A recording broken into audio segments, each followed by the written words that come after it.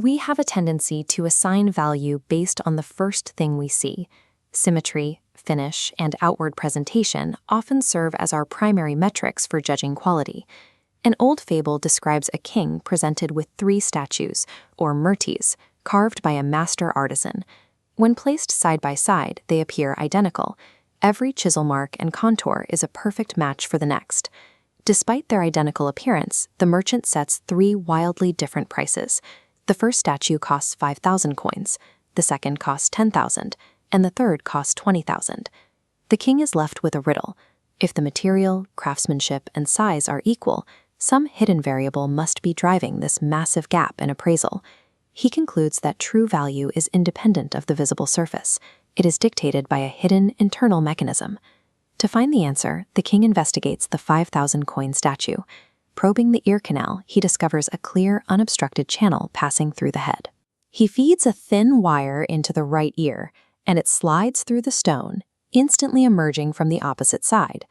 This physical defect represents the ignorant mind. It describes a person who hears words without the friction of listening. Information enters their awareness, but finds no place to take hold, passing through without any effort toward retention. Because this mind leaves information exactly as it found it, it offers no potential for growth or counsel. The 5,000 coin valuation reflects a total lack of utility. The king then examines the 10,000 coin statue. He finds another internal pathway, but this one follows a different logic. This time, the wire enters the ear and drops out through the mouth. This models the reactive mind. It retains information to repeat it without a filter, acting as a funnel that immediately broadcasts whatever it receives. This statue is worth double the first because it actively participates in the exchange of information. It listens, even if only for a moment. However, a mind that cannot maintain a confidence or process data before speaking is a liability. That lack of discretion limits its value to 10,000 coins. Finally, the king reaches the 20,000 coin statue. He probes the ear and finds a deep downward channel that leads away from the head entirely. This internal path travels downward and terminates in a secure, hollow cavity located deep within the chest. This represents the wise mind. Its value comes from the active process of digestion. Digestion requires more than simple hearing.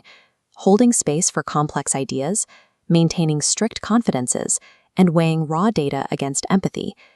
This process demands patience and the discipline to withhold an immediate reaction in favor of deeper understanding. Synthesizing and protecting information within the heart provides a unique strategic advantage. This internal labor is why the merchant demands a 20,000 coin premium. The king pays the full price. He recognizes that a ruler's survival depends on counsel capable of quiet reflection and internal processing. The merchant's 3 categories serve as a map for the modern world.